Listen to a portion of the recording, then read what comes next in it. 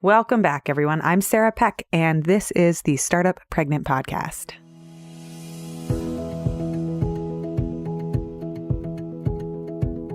Let's talk about your period. Let's talk about your menstrual cycle. Let's talk about how it relates to fertility. And let's talk about all the things that people don't tell you about women's bodies and about your period. Many women are not taught about their menstrual cycles or about their fertility, so we are left feeling confused or scared or overwhelmed or unclear about it all. Many of us, myself included, have been scared of getting pregnant, so we take tons of measures in our teenage years and our 20s to prevent against pregnancy, but then we wake up a decade later and realize that now our fertility story is something completely different. Today, we get to have Lisa Hendrickson-Jack on the show. She is the author of The Fifth Vital Sign: Master Your Cycles and Optimize Your Fertility. She is a certified fertility awareness educator and a holistic reproductive health practitioner. She teaches women how to chart their menstrual cycles for natural birth control, for conception, and for monitoring your overall health. And her book, The Fifth Vital Sign, is all about why your cycle is one of your vital signs in your body if you are a woman. She debunks the myth that regular ovulation is only important when you want children, because we need to recognize that the menstrual cycle is part of our entire biology and physiology. She presents an evidence-based approach to fertility awareness and menstrual cycle optimization. So today we get to have Lisa on the show, and she talks about her journey into this field. She tells us about her podcast, which is called Fertility Friday, and we talk about her journey into parenting. I also get a chance to ask her a few questions about her book, and we dive into the menstrual cycle and the fertility cycle and what we wish people had told us when we were younger. So I cannot wait to bring you today's guest and welcome her to the show. Let's dig in. Welcome to the Startup Pregnant Podcast, where we talk to creative leaders about what it means to be an entrepreneur and a parent. I'm your host, Sarah K. Peck. If you live in the United States, you are entitled to a free breast pump with your insurance, but navigating insurance and paperwork can be such a pain. Aeroflow Breast Pumps, the sponsor of this episode, is a company dedicated to making the hassle of getting a breast pump a lot easier for new mamas. If you are a new mom or even a second-time or third-time mom, Aeroflow has a ton of resources for you about breastfeeding and pumping and navigating the transition back to work, all on their website. If you head over to aeroflowbreastpumps.com/startup, they can quickly and easily help you qualify for a free breast pump through your insurance. I just used them for my second baby, and it honestly took just a couple of minutes to go online and enter my information. They ran all the checks. They set up the dates. They sent me an email. They said, you're eligible. And then when my eligibility window came up, they went ahead and they shipped it right out to me. So it was super easy. It was such a relief. There is enough to do when you are prepping for a new baby, and having somebody like Aeroflow Breast Pumps on your team is really helpful. The link's in the show notes, and it's also on our website too.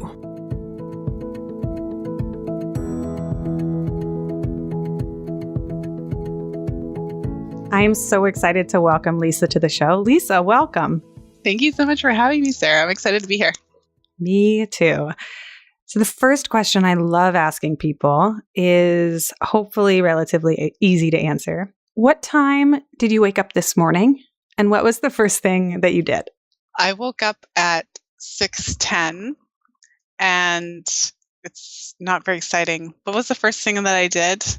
When I wake up, because I'm not it depends on how much sleep I get, how much of a morning person that I am, but I often kind of close my eyes and kind of lay in bed and try to do a little bit of meditation so that I can kind of prepare myself for when my kids come into my room and jump on me. So that's the first thing I did this morning. Close your eyes, breathe. Okay, yes. Here we go. Yes. What time do your kids come in and wake you up? Depends, but typically 6:30-ish. So tell us how old your kids are and what your morning looks like. Well, 6 and 3, and it depends on the day. So my husband and I take turns. He actually is the one that typically does breakfast duty, but there's certain days when he gets, he has to leave earlier for work and those types of things. So, this morning was my day. And so typically, it's getting breakfast ready on work days. I'm getting my eldest son to the bus stop. He's in grade 1 and the bus picks him up at 7:27 a.m. every day. So again, I'm getting both of them out to school and daycare and things like that. So, it's a crazy morning bustle thing, I think, that many parents are in the midst of. Do you have pants on? Do you have pants on? Right? Did you pee? Yes. Okay. Did you brush your teeth? Hold on. Did we do your hair? Oh my goodness. Is your shirt on backwards? Okay. This morning, my toddler was yelling at me, "No, mommy, you can't walk on the carpet with your boots on." And I was like, "You are correct, but oh God," right? Yes. So what time are they gone all day at school? And tell us when you start working and what working looks like for you. Well, so they are out for most of the day. My eldest son, he is dropped off. The bus drops him off at 2:57 every day. So, I basically scheduled my workday around the drop off and the pickup. And so, for instance, we're doing an interview now, and I've scheduled it so that it will be done with a little buffer period so that I will be at the bus stop at 2:57. It's always, I have a hard stop at that time. And so I start work. It really depends on the morning. So with my 3-year-old, he is an expert at stalling and delaying and getting extra time from mommy. So typically I'm able to drop him off shortly after my eldest son. And so, typically both kids are in their respective places before 8. And that means I can come home, and if I need to do a little something around the house, or if I can just jump into some meditation for a couple of minutes. In my ideal day, that's what I do. I drop them off, I come home, I put on meditation for 20 minutes and just center myself and calm and, do a little bit of journaling. What do I need to do today? Write out my list and kind of, that doesn't happen every single day, but it happens a lot of the days. And it helps to get me in the zone for working. So then I'm typically working from say 9 until 2:30. And then I kind of, start the day again, pick up the kids and get into my friend calls it's like one word, dinner, bath, bed. Dinner, bath, bed. Yeah. That's funny. It's like it's just one word, just together. Dinner, bath, bed. It's all of them. And it's divide and conquer if there's 2 people. And then it's like, if the one of us is gone, how do you do that? Yes. It's so then much. There's activities because now we've got piano, we've got swimming and soccer, and so there's all the things as well to try to fit into the afternoons and the evenings. So before we get into the business side of things, because I'm already feeling myself wanting to ask you about that, I want to back up and ask you about your parenting journey. And I know, or I have a hunch that the two might be related, the business and the parenting journey. Can you tell us, have you always known that you wanted to become a parent and what that looked like for you? I did always know I wanted to become a parent. And it's an interesting question because, of course, then it ties into what I do, which is teaching fertility awareness, teaching women to understand their menstrual cycles. So for me, I always knew I wanted to have children at some point. I knew when I was like 19 that it wasn't then. And so for me, in terms of like my health and overall, I know that, some of my family members, so my mom and some of my aunties had challenges getting pregnant. So from a young age, I didn't take I didn't take hormonal birth control, I should say, to prevent pregnancy. All these years I've been charting my cycles and avoiding pregnancy naturally in all of those ways.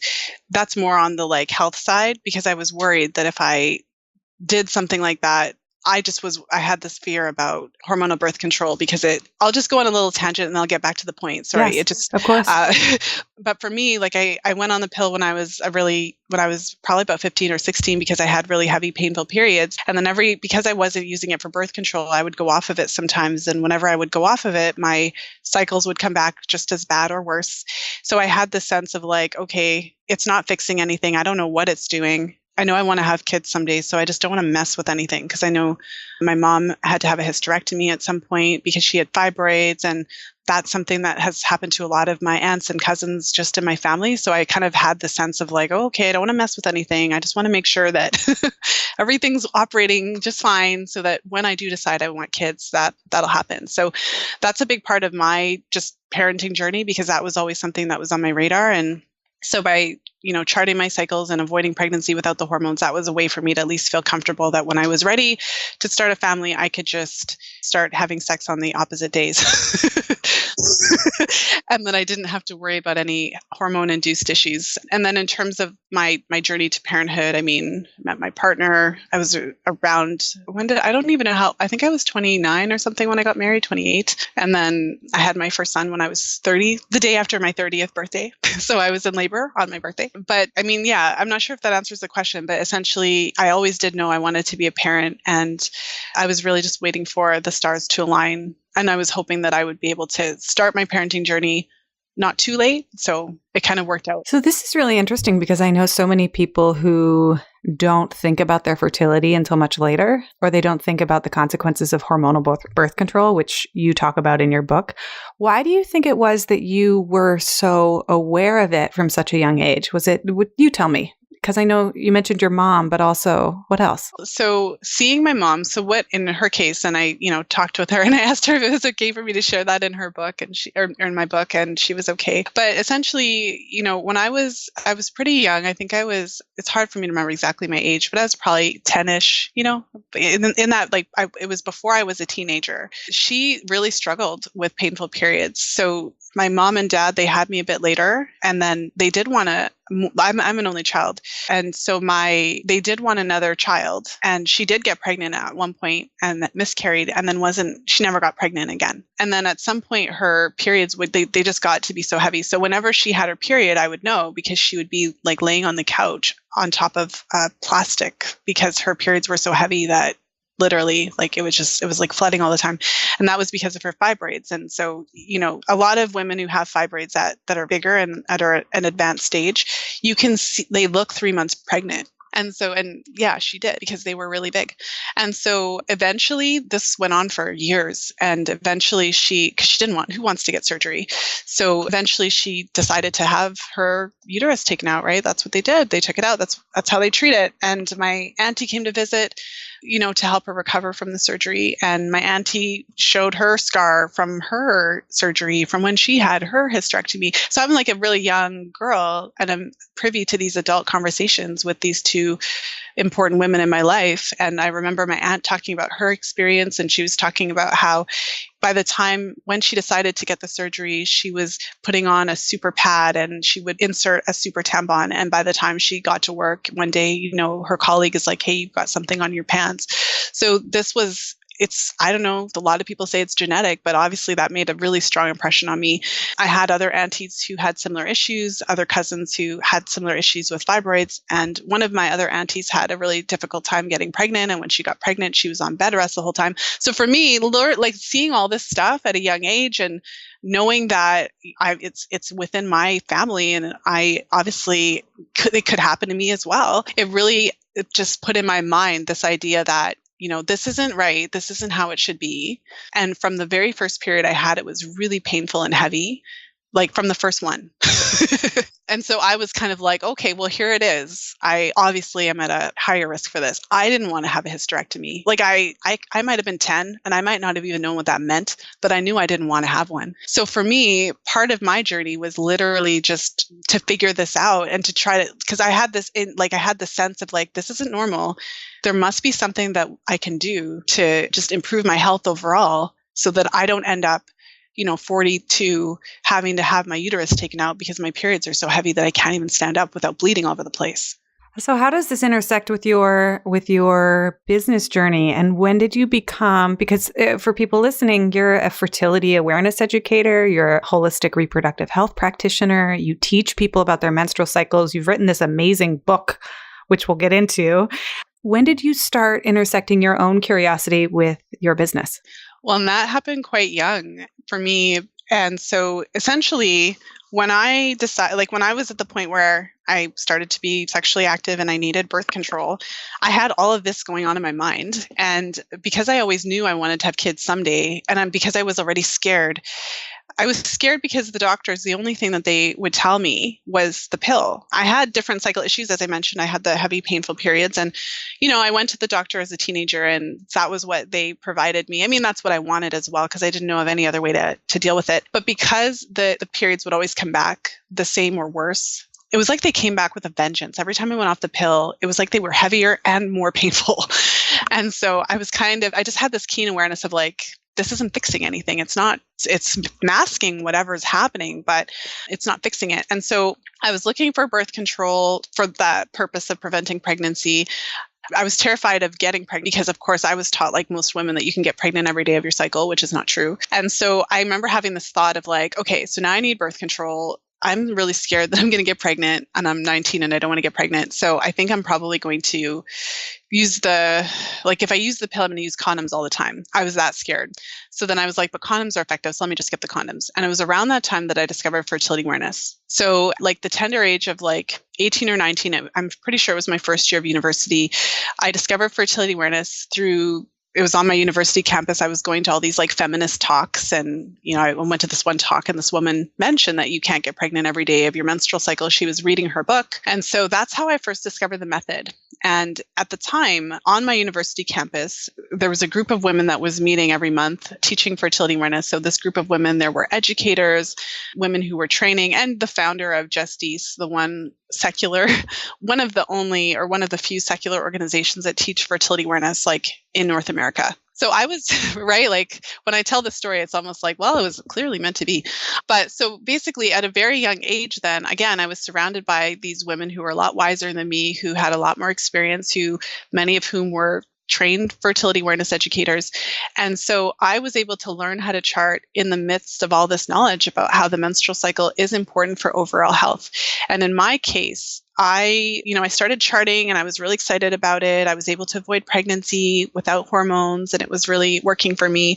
And in the midst of my kind of like post-high school feminist phase, discovering the menstrual cycle, all of that, I remember I was charting and my cycles weren't normal, but I didn't know that. So I'm charting, my cycles are like 45 days on average. And I'm thinking to myself, like, well, who says your cycle has to be 28 days? That's medical establishment, blah, blah, blah. And so my charting instructor looked at my charts and she's like, yeah, Lisa, that's not normal. She's like, your temperatures are too low and your cycles are too long. And you're telling me you've got these really heavy, painful periods. Like, I think that you need to go to the doctor, get your thyroid tested and just make sure everything's okay. So quite literally, my charting instructor looked at my chart and that was an indication that I had a thyroid issue, which I did.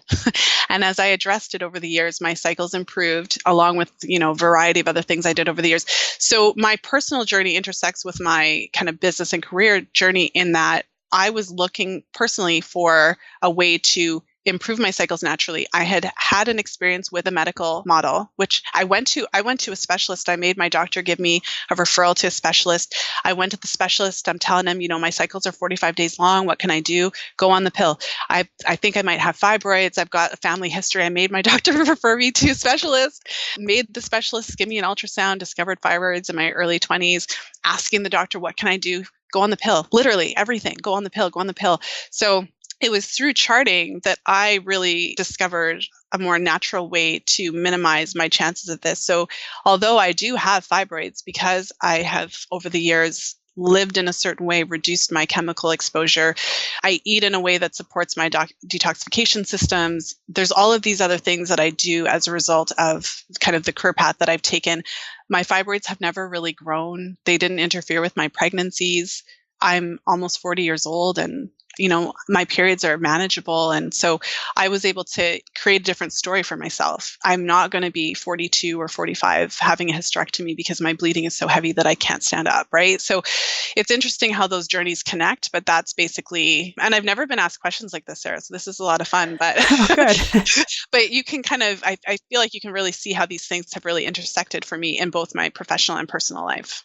Oh, always, right? Like the business journey isn't separate from the parenting journey. And it's so interesting to see how they overlap in different ways for all of our guests. I'm curious, we have a medical establishment that pushes the pill, right? You don't say. You don't say. But do you have a sense of where that comes from? Like, why do you think doctors are saying so often, like, oh, try the pill, do the pill, do the pill? Where do you think that comes from? Well, I mean, I have a lot of opinions about that, but that was obviously a question of mine. And so when I started my podcast, it was like every time I had an opportunity to interview a doctor, like every time I can get my hands on a doctor, I would basically ask them. It's like my favorite thing. So, what did they teach you in med school? Can you help give me some insight as to why all issues related to the menstrual cycle are addressed in this way? And so over the years and the different interviews that I've done with doctors, people who've gone through med school, what I've learned is that, if you think about it even deeper than that, it's that the medical system is steeped in patriarchy. And, it might sound harsh, but it's not. I mean, with scientific research, primarily the research historically was done on men or male animals because it was thought that women it's just too complex. We've got all these hormones, we've got these different organs, right? And quite literally, women were not as extensively studied as men. So if you think of the field of medicine, it's extensively based on the study of the male body. And it's almost as though they think that women are men, except, take out the testicles, put in the ovaries or something. However, women are different. Our physiology is different. We're all human beings, but women's bodies are very different. And the menstrual cycle and our reproductive system is a central part of our body, and it affects how all of these different aspects of our body function. There's almost this idea, in medicine that the menstrual cycle is somehow separate from the rest of our bodies. And you can do what you want with it. You can suppress it with the pill and it's not going to have an impact on anything else until you look at the research and you discover that the menstrual cycle is related to our heart health and our bone health. And when the menstrual cycle is off, it gives us specific information about our health. So in terms of like the question of why is it that, the pill is pushed for everything menstrual, it's because that's how doctors are taught in medical school. When I interviewed doctors, it was quite literally like what the doctors are telling me is that, in medical school, we learn about the menstrual cycle. We learn that the menstrual cycle is 28 days long always, that ovulation happens on day 14. And we basically learn all of the mechanics behind it. And then we learn about all the things that can go wrong. And essentially the answer for everything that can go wrong is the birth control pill. I have a sidebar story that I think you'll love, and I'll post the article in the comments and I'll send it to you later. But there was an article I just read the other day that talked about how for a long time there was this archaeological stick. I don't know what the right word is. Let's call it a stick, but there were hatch marks on it and they were counting days, and they said, oh, look at mankind. Man counted 28 days. This is the evidence of like time. And somebody in the class was like, who's counting 28 days? It's not the men. Oh my goodness, that's hilarious. It didn't occur to anybody, right? Yeah, we're right? here too, dudes. We were also part of history because if it wasn't for women, you wouldn't actually have been born. Can we just start there? Okay. So 2 things that are coming up for me in response to the stories you're sharing are, first, one of the things that you are sharing is how important it is for you to be an advocate of your own fertility when you're going to the doctor, and to be able to say, actually, no, I want to press back and say that like I'm seeing this, I'm observing this, I really do want to go see a specialist. And I feel like that can be a very hard place for people who don't have a lot of information or trust the medical system, or say, well, I'm just supposed to follow the doctor's advice. What would you say if a friend were listening in on this conversation, which they are? What would you say to them? What should they know about taking responsibility for their menstrual and health and holistic wellness? Well, one of the things that I always say is that nobody cares more about your health, about your fertility, about your menstrual cycle. Nobody cares more about that than you. And I think that's the first thing to kind of wrap your head around. These medical professionals are highly trained and incredibly skilled in the fields that they focus on, but they see a lot of patients, and ultimately it's not easy to get the care we want. We just talked about, basically like medical, like patriarchy in medicine. And over the years, as you can imagine, I've worked with a lot of women, and the stories are very consistent. The majority of women that you speak to who've ever had any type of menstrual cycle issue, if you speak to a woman who's had a menstrual cycle issue and she's gone to her doctor about it, the majority of the time, what you're going to hear is that her concerns weren't really fully heard. She didn't feel addressed, she didn't feel heard. She didn't feel like her practitioner was addressing it. She didn't feel like she was being provided with a reason why, because that's what we always want to know. We want to know, well, why? I haven't had a period in 3 months. Why? Often basically all of the questions and all of the concerns are being completely ignored or minimized. And really it's just the pill, the pill, the pill, the pill for everything.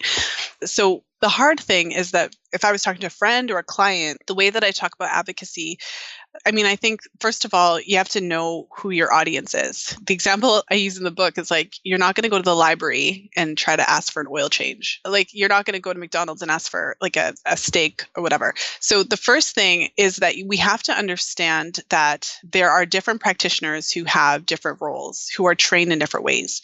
We have to first understand what Western medicine is. And, Western medicine is very much like a pill for every ill. We have illness A, we give pill B. And I think we all know that. When you go to a doctor, the doctor isn't trained to tell you to make dietary changes and lifestyle changes and to address the, fundamental, underlying issue that is causing your menstrual cycle distress, because that's not what doctors are taught in medical school. And so one of the challenges that women face is that as we learn more about our bodies and as we learn about how let's say, for example, for how our cycles are affected by our overall health, and we're learning. So in the book is called The Fifth Vital Sign, because I'm arguing that the menstrual cycle is a vital sign. And your menstrual cycle, if it's off, it's an indication of an underlying issue.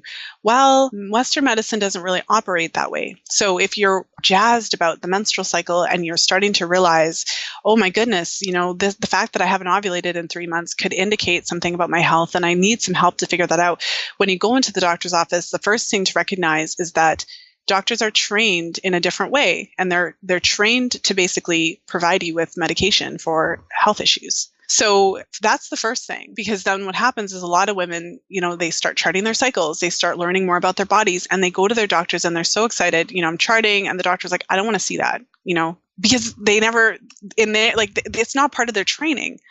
So if you need support with identifying the underlying issues of your health condition, if you are looking for someone who is coming from a functional medicine perspective, who's going to look at your whole body, who's going to support you with making dietary changes, addressing nutrient deficiencies, you have to go to a functional practitioner. You have to look for either a doctor who has been trained to operate in a functional perspective, a naturopath, or some sort of health practitioner who has been trained to look at the body that way. The second thing will be a much shorter point is take your time. Everyone loves this. But the second thing is to recognize it's not easy. Advocating for yourself is really hard. It's not fun. It's often really lonely. And often you might even feel like you're crazy. Imagine going to a doctor and you disagree with what the doctor recommends. You don't want to do it. You have an issue with your menstrual cycle and the doctor's telling you to go on the pill, but you don't want to go on the pill. And you say something like, well, I don't want to go on the pill. I'm afraid of what it's going to do to my body. And the doctor says, the pill is totally fine. It's harmless. It's totally safe. I have all of my patients are on the pill. What's wrong with you? That happens. And so when you're advocating for yourself, in many ways, you have to accept that it's hard. And I think the hardest part is to have enough confidence in ourselves, to trust enough in our intuition, to trust those inner whispers that tell us, no, this isn't right. This doesn't feel right. I don't like this. To trust that enough that we can withstand, whatever ridicule or whatever pushback that we get. We have to kind of stand firm in our convictions and press on until we find a practitioner who's willing to respect us and listen to us and support us in the ways that we want to be supported. Oh my gosh. I just got shivers with so much of what you just said, because even the context of the relationship, are you asking your doctors questions and are they respecting you? And the fact that you have questions, are they able to answer them kindly or thoughtfully? That's important and it matters. Oh, and yeah, you're so right. Advocating for yourself can be really hard, especially when the doctor is the expert and they are wearing a lab coat and this is the way that everyone else is doing it. It can be really hard. Mm-hmm. It's very paternalistic, right? It's the father figure. And because I'm kind of like a, shit disturber. And go on. And because I've been doing this for so long, and, one of the benefits of what I do, I'm teaching women to chart their cycles. Women come to charting because they want birth control. Some women come to charting because they're trying to get pregnant. But what happens is all of a sudden they realize how deep this gets.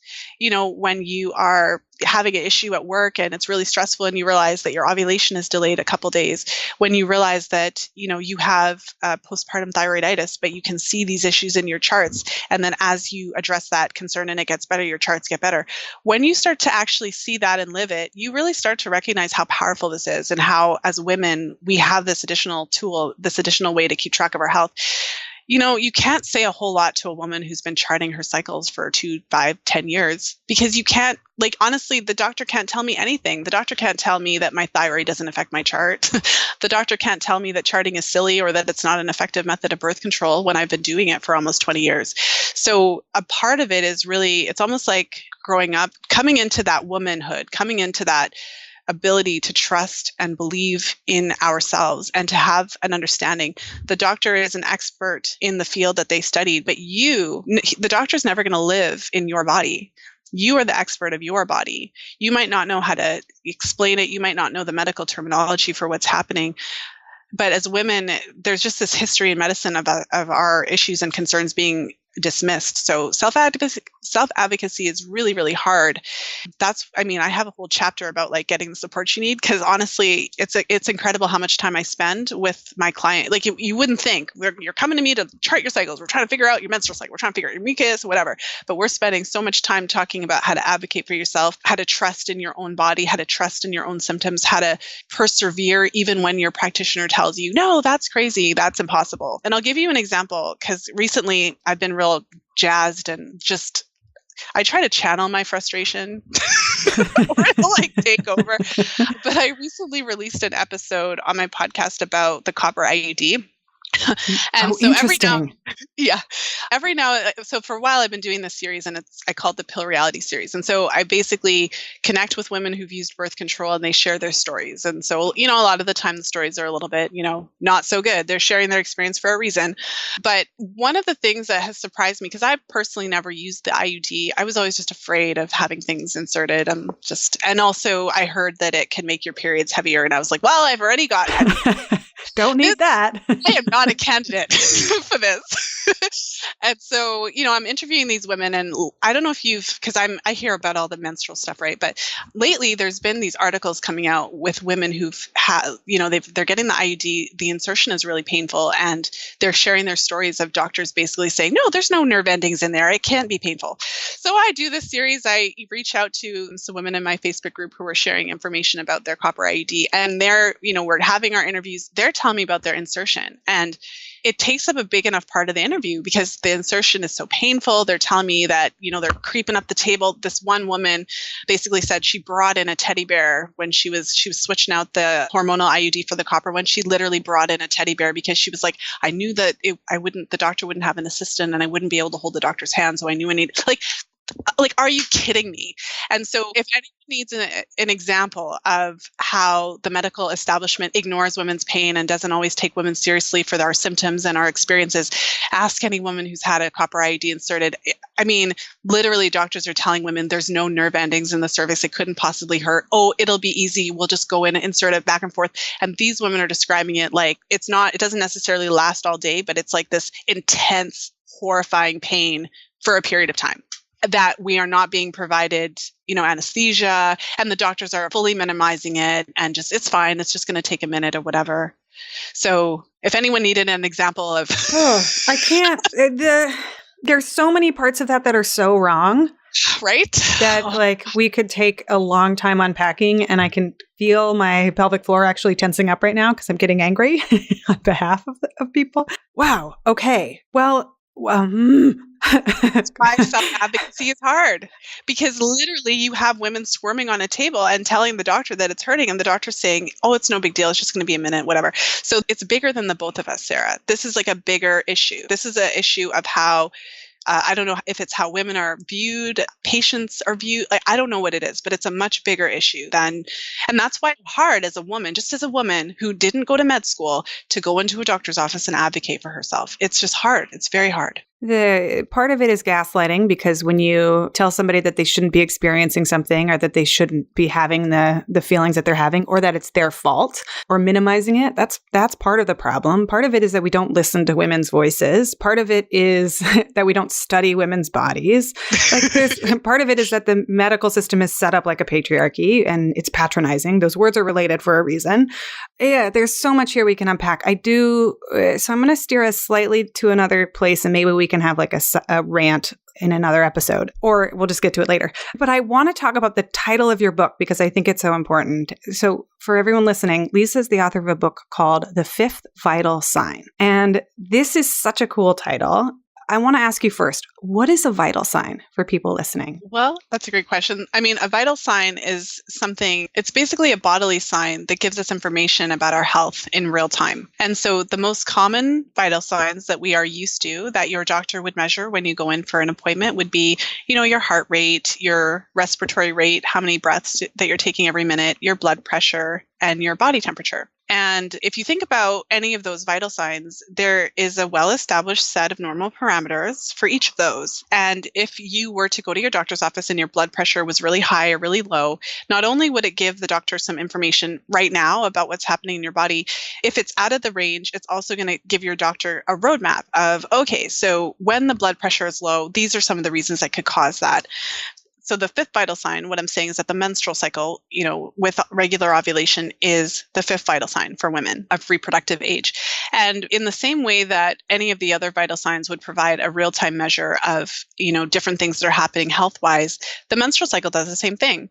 So with the menstrual cycle as women, because we're not really taught about it, and for all the reasons that we just discussed, we often think of our menstrual cycle as just our period. So we just think, oh, it's just my period. But when I'm talking about the menstrual cycle and when I'm teaching women about the menstrual cycle, we're talking about the whole thing. So we're talking about from day one of your period until the day before your next one starts, everything that happens in between. And we can divide the menstrual cycle into a number of different phases. So yes, the period is absolutely part of that. We would look at, how long is it? How much are you bleeding? Is it following a normal flow pattern? Is the color red? Right? Does it look healthy and normal, etc.? But we would also look at, as you approach ovulation, are you producing cervical mucus as you approach ovulation? So we're not taught a lot about our mucus, but most women have experienced it. Mucus, sometimes it looks like creamy white hand lotion. Sometimes it looks like raw, clear, stretchy egg whites kind of thing. And for some women, they'll just notice when they're going to the bathroom and they're wiping themselves, it might feel as though they have to wipe several times to get at it because it feels like there's something there.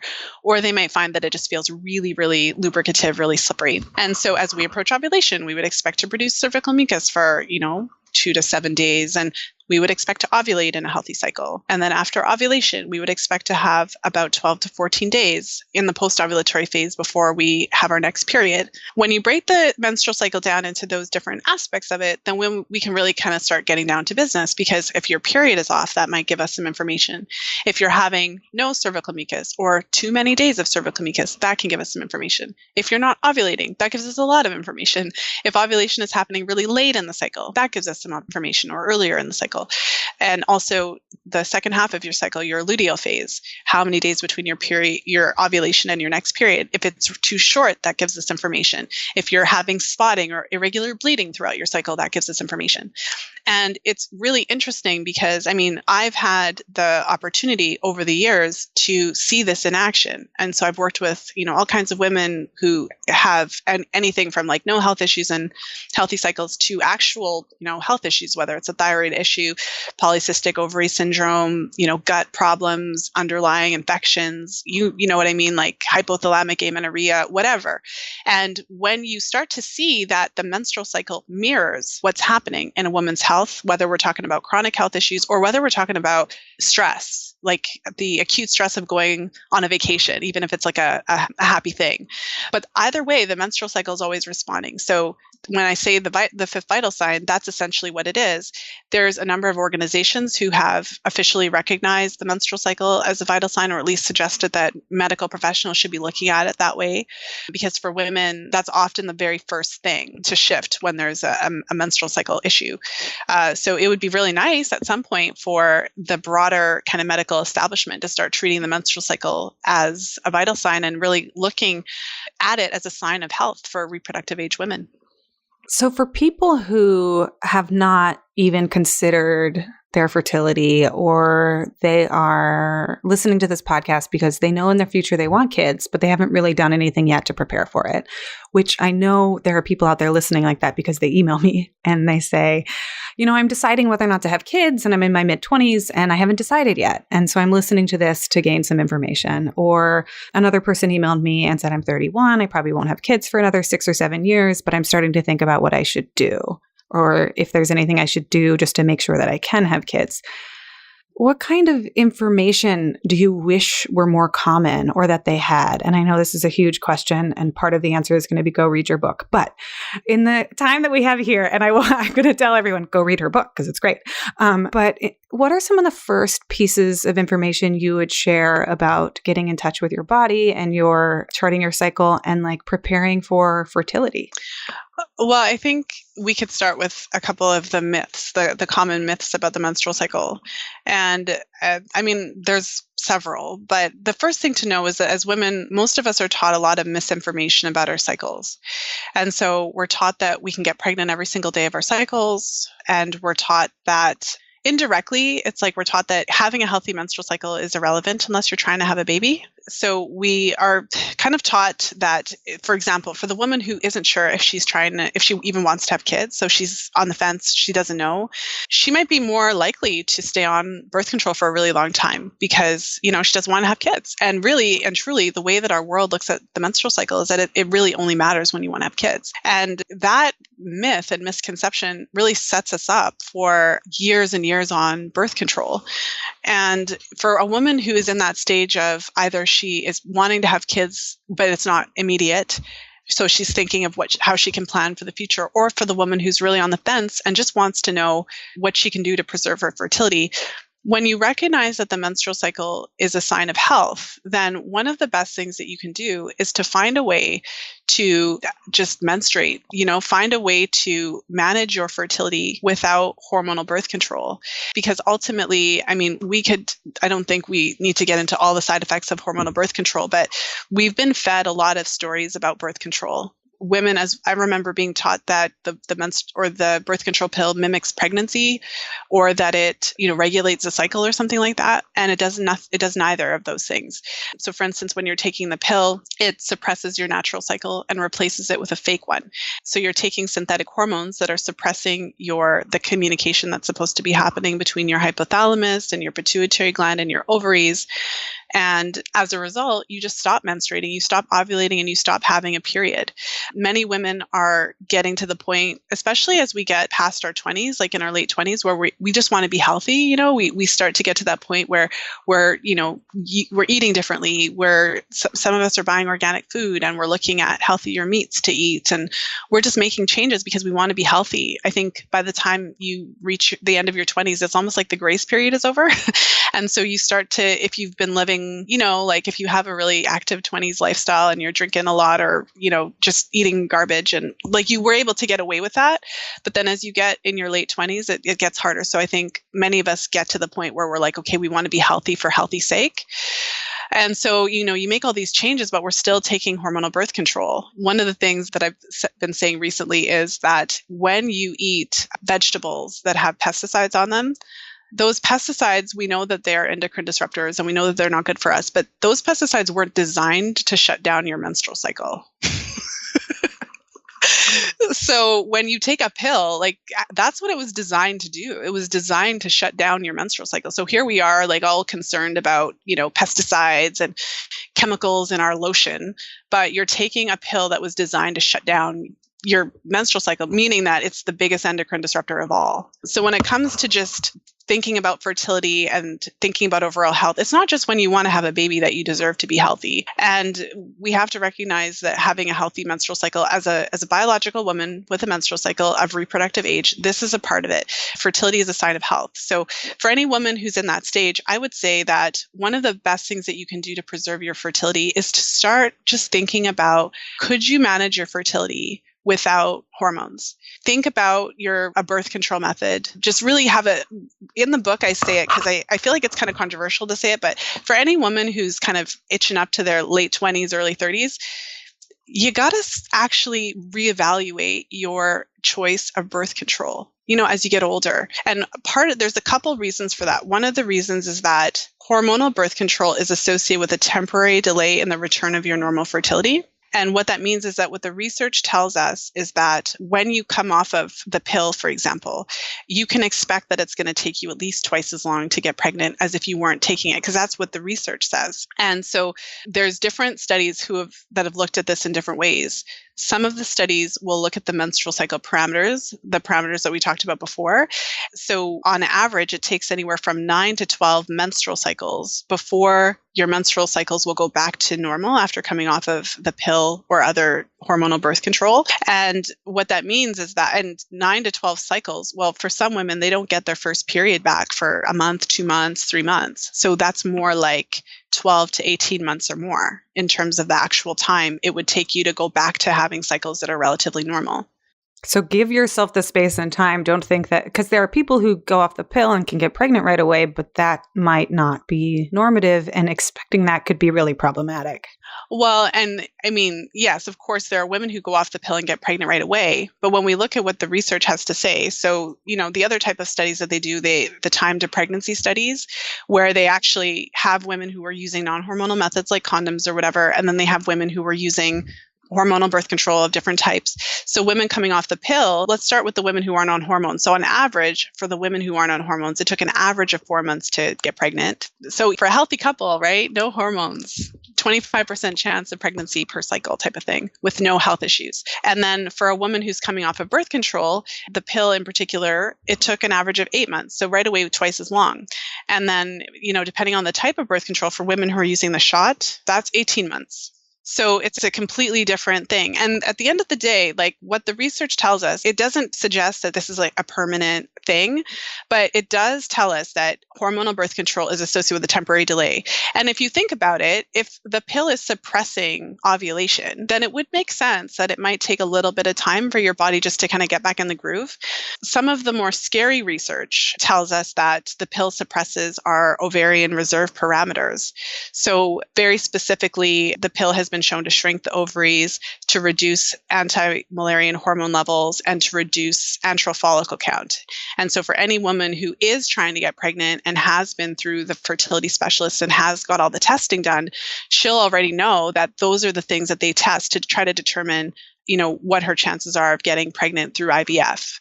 So the pill is associated with suppressing those factors. And it takes at least 7 months, 6 to 7 months in the research before those ovarian reserve parameters go back to normal. So, I mean, at the end of the day, like when you have women who are in their late 20s, early 30s who are thinking about getting pregnant, that's something that they need to know. And that's why I would suggest to rethink the birth control option that you're using, because in addition to this delay in the return of your normal fertility, the other thing that we're not taught as women is that our fertility changes. We're taught that we can get pregnant every day of our cycle. And so we go on the pill in our 20s because we're terrified of getting pregnant.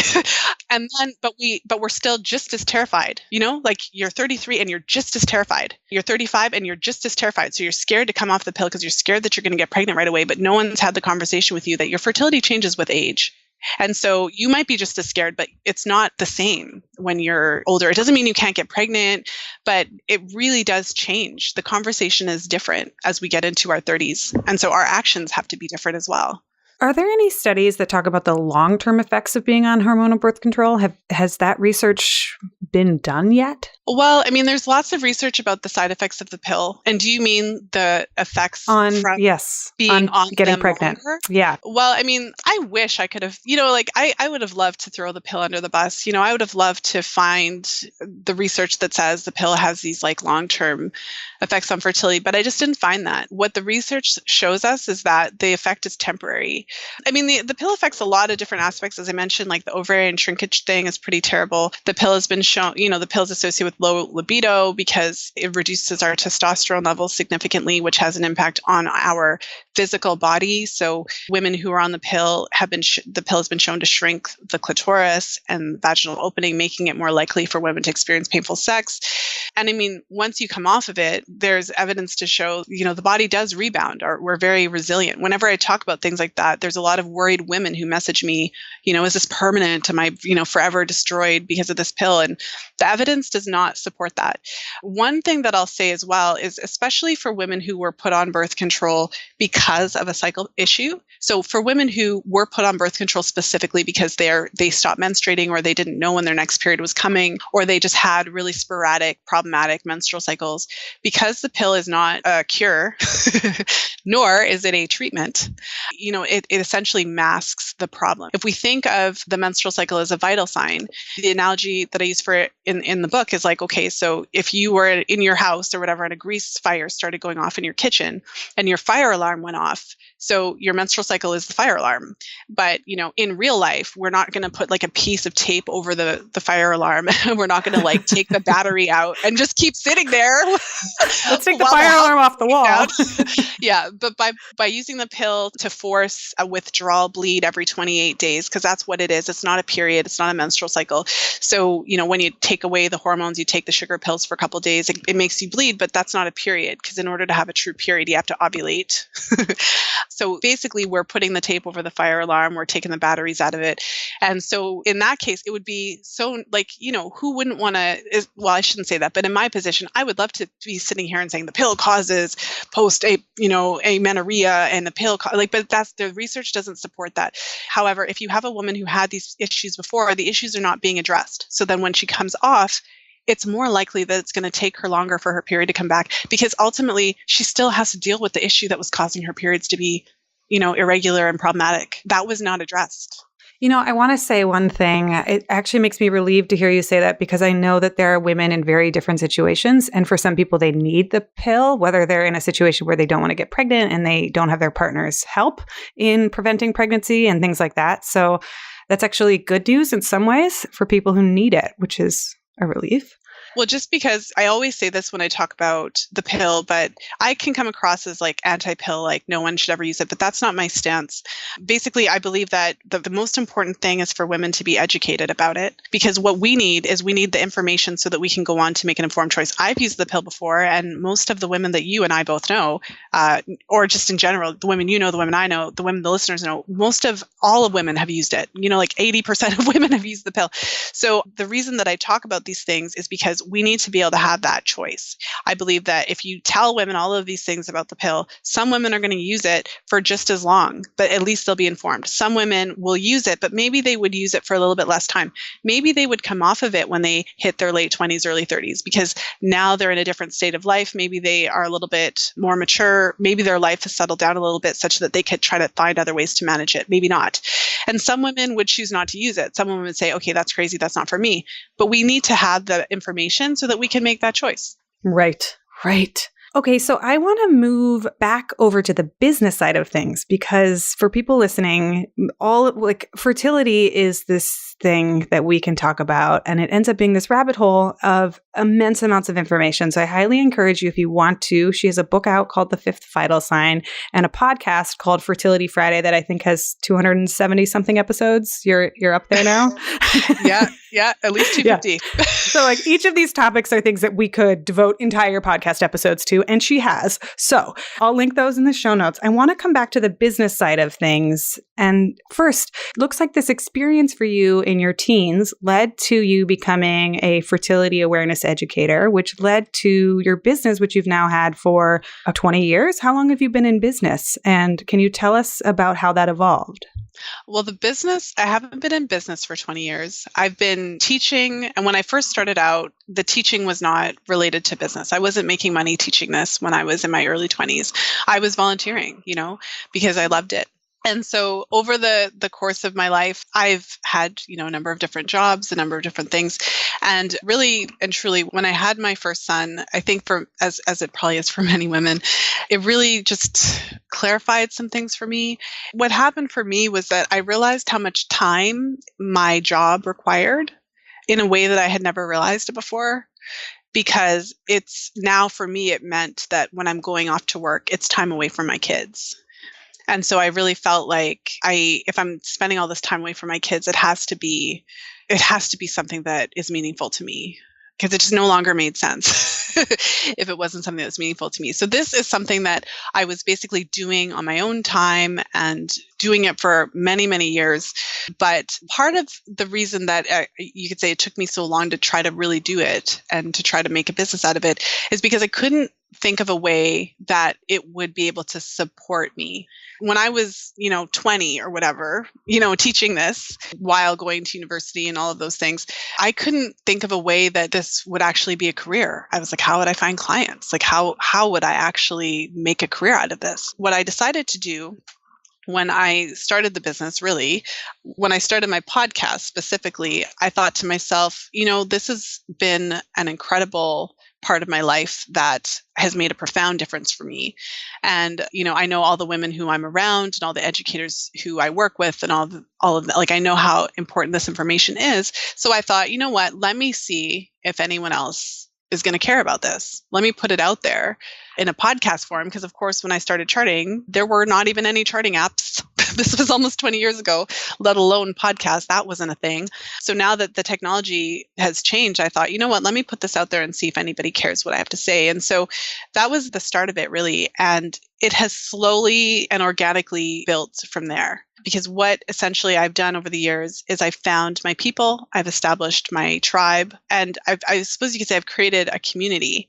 And out of that has blossomed my business. And I found a way to do both. I found a way to share this information that I'm clearly passionate about. And I really do feel that every woman has the right to know all of this information. And I'm just so emotional that when I get angry about these injustices in the world, I hate feeling like I can't do anything about it. And I hate feeling like it's too big for me. We talked about the medical system. That's huge. I can't change the medical system, but what can I do? How can I make an impact? So in my case, I was able to, I didn't start here. I didn't start with the book and the podcast that, with 250 episodes. I started with no podcast. I started with one episode and no book. So over the years, it's kind of built up to what it is today. I think that's such an important point. It's so easy to look at somebody else's business and say, wow, they have, 275 episodes of their podcast and they have a published book, and scroll to the bottom and realize this is what I did, by the way, before I got on the interview with you. I was like, when was her first episode? And I scrolled back and I'm like, 2014. Okay. It's been 5 years of podcasting, and it's been years of starting out slowly, doing some volunteer work, getting to know the conversation, doing the research, building the community, then starting the podcast. When did you get the idea to start the podcast? Well, obviously it was at some point in 2014. So I was at a stage where I was kind of trying different things. Like I technically do still have a job. I've been on a leave of absence for a really long time. That's amazing. Like how many years now? Like 4. Wait, in what field? Can I ask? Yeah, I work for the government, or I worked for the government. Yeah, I had a government job. But yeah, so is that what you did straight out of college? Let me or think. University? So out of university, I've had a number of different jobs. Out of university, I actually spent some time working for 2 different sexual assault centers, and I used to do public education work. So I would actually go out into classrooms and educate students about the myths about sexualized violence so that they understood, criminal code, what is sexual assault, what is child abuse, blah, blah, blah, the whole thing.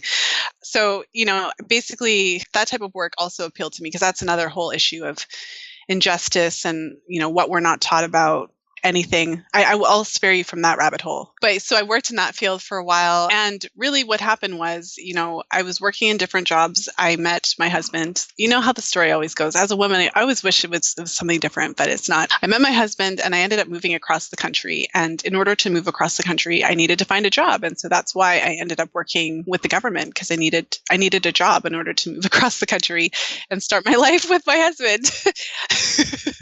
Funny. And so then if I'm timing this correctly, you started your podcast 4.5 years ago or so, and you have kids that are 3 and 6. So your podcast came after your first kid. Yeah. So I'm trying to think because I'm not the best at recall. My husband laughs at me because of my memory. But basically, I was in this stage of, and like all through this time, like I was charting so I moved across the country. Before I moved across the country, I was still heavily involved in charting. I had taken a class with a group of ladies with Justice College, and we were actively teaching. And so this was always a part of my life.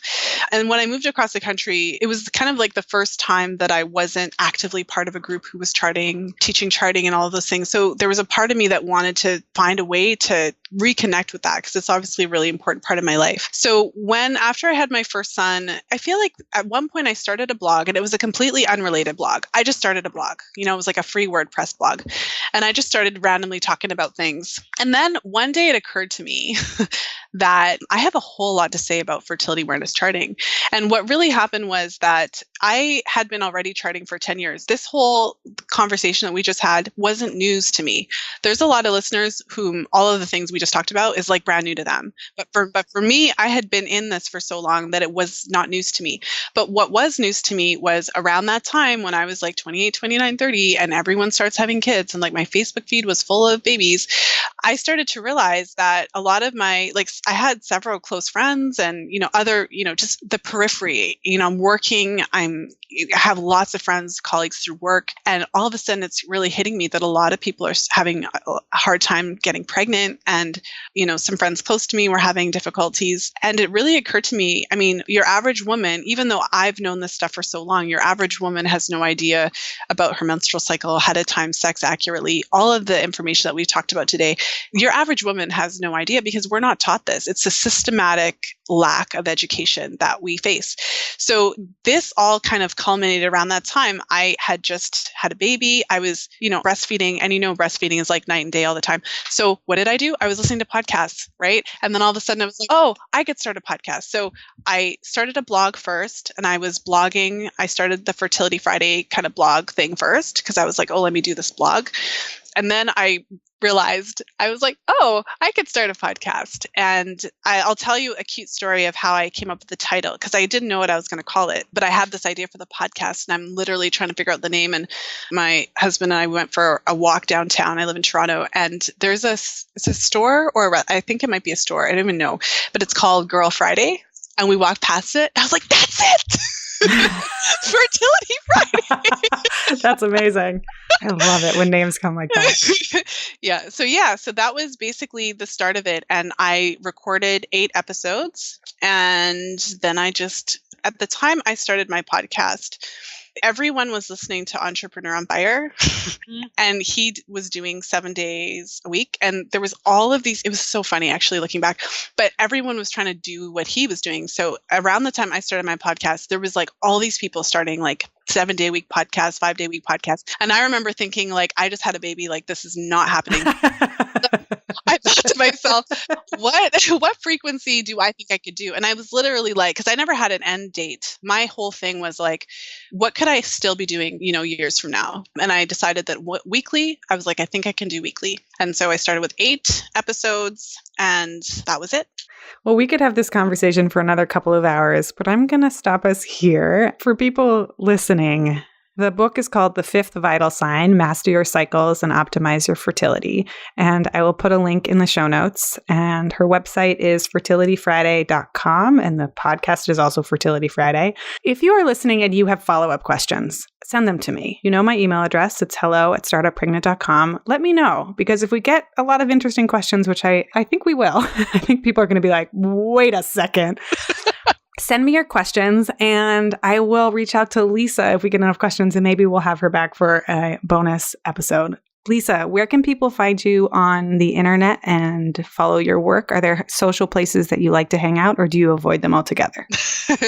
Well, first of all, thank you so much, Sarah. This was fantastic. You asked such good questions. This was a lot of fun. I have been hanging out on Instagram more these days. So at Fertility Friday, surprise, surprise. The podcast every Friday, surprise, surprise, I drop an episode. This is all very no spoiler alert or whatever. Like this is very anticlimactic right now.